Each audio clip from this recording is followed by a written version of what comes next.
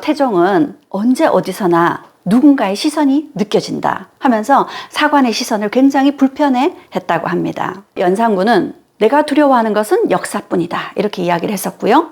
정조는 실록은 만년 후를 기다리는 책이다 했습니다. 이 기록은 세계에서 가장 방대한 기록입니다. 3245책에 2억 4250만 글자가 수록되어 있습니다. 우리가 조선에게서 배울 수 있는 이 시대의 리더상은 무엇일까요? 첫 번째는 청렴한 리더, 두 번째는 소통하는 리더, 세 번째는 역사와 국민을 두려워할 줄 아는 리더가 아닐까 싶습니다.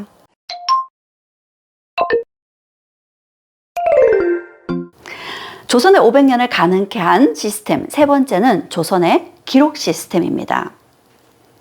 정약용 선생은 목민심서에서 이렇게 얘기했습니다. 벼슬살이에서 가장 중요한 점은 두려워할 외자 한자뿐이다. 법을 두려워해야 되고 백성을 두려워해야 되고 마음에 언제나 두려움을 간직하면 혹시라도 방자하게 되지는 않을 것이다. 조선의 왕을 비롯한 조선의 기득권자를 두렵게 만든 것이 있었습니다. 조선의 기록, 조선왕조실록이었습니다. 조선왕조실록은 1392년 태조 때부터 1368년 철종 때까지 472년간의 기록입니다. 이후에 고종과 순종 때의 기록도 있지만 그 당시는 우리가 일본의 식민지화가 되어가는 과정이었기 때문에 객관적이고 가치 있는 실록이라고 인정할 수 없다 해서 철종까지의 기록을 조선왕조실록으로 높게 평가하고 있습니다. 조선왕조실록은 총 1894권에 887책, 모두 4960만이나 되는 글자로 이루어져 있습니다.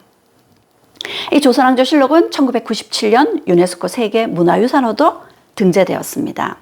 조선왕조실록은 객관적인 기록을 위해서 왕이 돌아가시고 난 이후에 실록청이 구성이 되고 실록을 편찬하기 시작합니다. 그럼 이 실록을 편찬하기 위해서는 왕이 살아있을 때 모든 것들을 기록으로 남겨야 됐겠죠. 그 기초 자료가 사초입니다. 그리고 그 사초를 작성하는 일을 사관이라고 부르죠. 사관이 되기 위해서는 아주 엄격한 자격 요건이 필요했습니다. 문과의 높은 성적으로 급제한 자여야 됐고요. 재주와 학문 그리고 학식까지 두루 갖춘 자여야 됐습니다. 그리고 친가 외가 모두 4대조에 걸쳐서 결격 사유가 없는 자여야 됐어요. 이런 자들로 사관을 뽑아서 사초를 작성하게 했습니다. 그리고 이들 사관이 되면서부터 하늘의 맹세코 바른 이야기만 사실만 적겠다는 맹세를 합니다. 그리고 실제로 사관이 되어서는 있는 그대로 사초에 적게 되죠. 그러다 보니까 이런 일이 빚어졌습니다. 태종 때였는데요.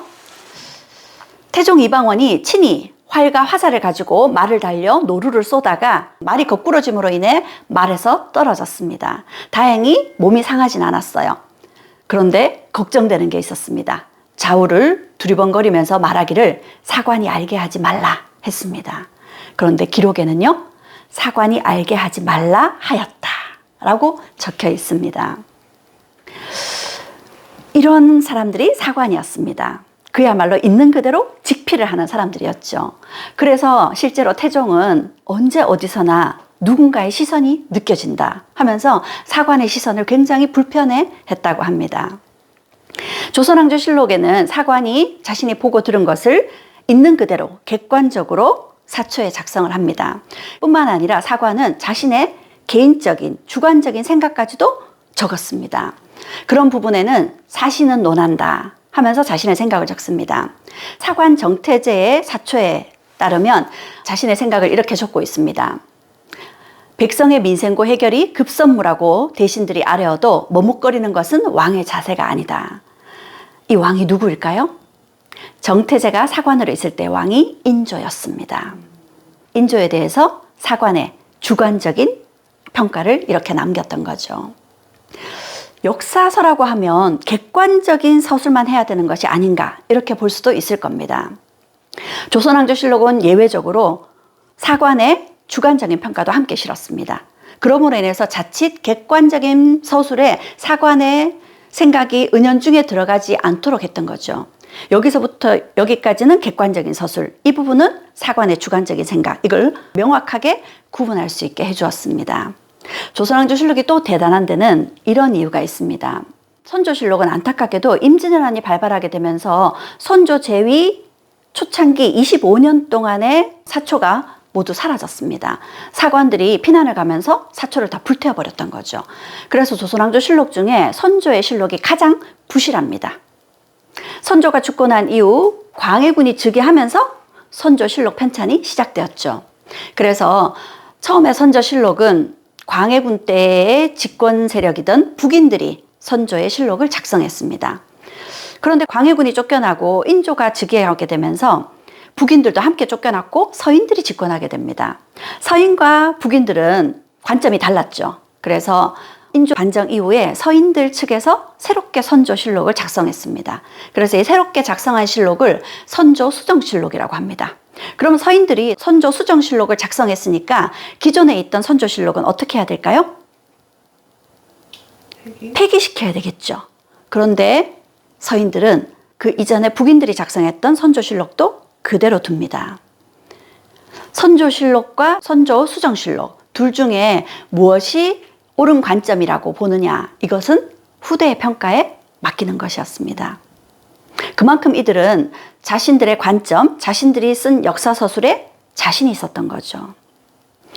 이렇게 조선왕조실록은 조선의 중요한 역사서였지만 안타깝게도 왕들은 조선왕조실록을 볼 수 없었습니다. 왕이 죽고 난 이후에 편찬되기도 하죠. 왕은 살아있을 때 자신에 대해서 적은 사초도 볼 수 없었습니다. 그러다 보니 이런 일이 빚어집니다. 태조 이성계가 사초를 모두 대궐로 들여오라 하는 명령을 내렸습니다. 조선을 건국한 왕이잖아요. 이 명을 거역하기가 쉽지 않습니다. 그런데 한 사관이 이렇게 맞섰습니다. 임금이 사초를 보면 후세에 누가 감히 직피를 할 수 있겠나이까. 맞는 말이죠. 결국 태조 이성계는 그 명을 거둘 수밖에 없었습니다. 실록을 보고 싶었던 이가 태조 이성계뿐이었을까요? 네, 우리가 존경하는 세종도 그러했습니다.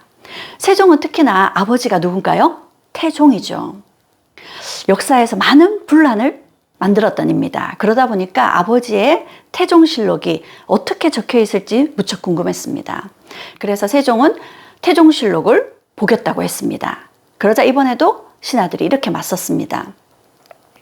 태종실록을 만든 사람이 아직 살아있는데 임금이 이것을 보시고자 하면 신하들이 어찌 실록을 공정히 만들 수 있겠습니까? 라고요.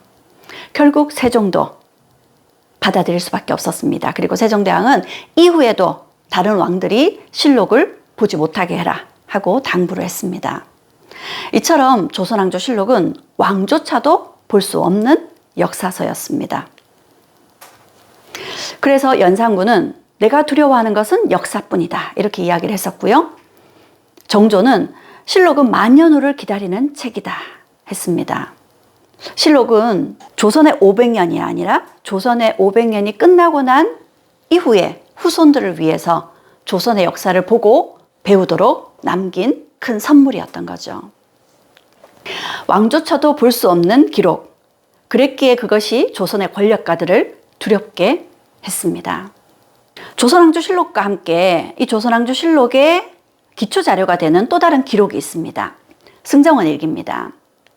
승정원이라는 곳은 왕의 비서실이에요. 이 승정원일기는 안타깝게 이전의 기록은 임진왜란 때 모두 잃어버렸습니다. 이후에도 이괄해난이나 병자호란 때 일부 잃어버렸고요. 지금 남겨진 것은 인조 1년부터 순종 4년까지 288년간의 기록이 남겨져 있습니다. 이 기록은 세계에서 가장 방대한 기록입니다. 3245책에 2억 4250만 글자가 수록되어 있습니다. 이 승정원 일기 역시도 유네스코 세계 기록유산으로 등재되어 있고, 이 승정원 일기는 쉽게 얘기하면 승정원의 업무 일지라고 보면 됩니다. 그래서 매우 상세하고 매우 객관적인 기록이라고 볼 수 있죠. 왕들에 대한 것뿐만 아니라 날씨라든지 천문학적인 내용까지도 아주 상세하게 기록되어 있습니다. 그럼 이런 승정원 일기를 기록하는 사람은 누구였을까요? 승정원 일기를 작성하는 사람을 주서라고 부르는데요. 문관 가운데서도 문장력이 뛰어나고 글씨를 빨리 쓸 수 있는 자를 선발했다고 합니다. 왕이 혹은 신하들이 말하는 것을 그대로 받아 적어야 되니까 엄청 빨리 글씨를 쓰는 사람이어야 됐겠죠. 그런데 그뿐만이 아닙니다. 왕과 신하들이 우리말로 이야기하는 것을 승정원 일기에는 한자로 적어야 됩니다. 이주판서는 어찌 그리 고집이 센가? 왕의 말을 승정원 일기에는 이렇게 받아 적습니다. 이판하기 고집이야. 그러니 빠르게 써야 됐고 우리말을 한문으로 번역을 해야 됐기 때문에 이들은 동시 통역사이자 속기사였던 거죠. 이와 같은 승정원 일기는 조선왕조 실록과 달리 왕과 신하들이 볼 수 있습니다. 그래서 나라에서 전례를 찾고자 할 때 승정원 일기가 가장 기묘한 자료가 됐습니다. 조선왕조 실록은 복본이 여러 권 있었어요. 하지만 승정원 일기는 필사본 이거 한 권뿐입니다. 그래서 굉장히 중요한 자료인 거죠. 그래서 이 책은 표지가 해지지 않도록 3배로 만들어져 있습니다. 이렇듯 조선의 500년을 가능하게 한 기록, 조선왕조 실록과 승정원 일기까지 같이 살펴봤습니다. 우리나라에도 공공기관의 기록물 관리가 중요하다는 인식이 생기면서 그에 관한 법률이 1999년에 만들어지고 시행되었습니다. 그리고 노무현 대통령 때 대통령 기록물 관리법이 시행되기도 했습니다. 하지만 지금 우리나라의 기록 관리 시스템은 조선에 훨씬 못 미치는 수준입니다.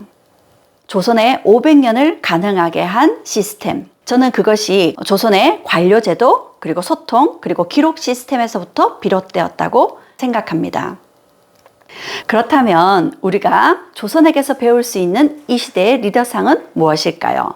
첫 번째는 청렴한 리더, 두 번째는 소통하는 리더, 세 번째는 역사와 국민을 두려워할 줄 아는 리더가 아닐까 싶습니다. 대통령 선거가 열흘 앞으로 다가왔습니다. 조선의 역사를 거울 삼아 지금 우리에게 꼭 필요한 리더가 나타나길 희망합니다. 경청해 주셔서 감사합니다.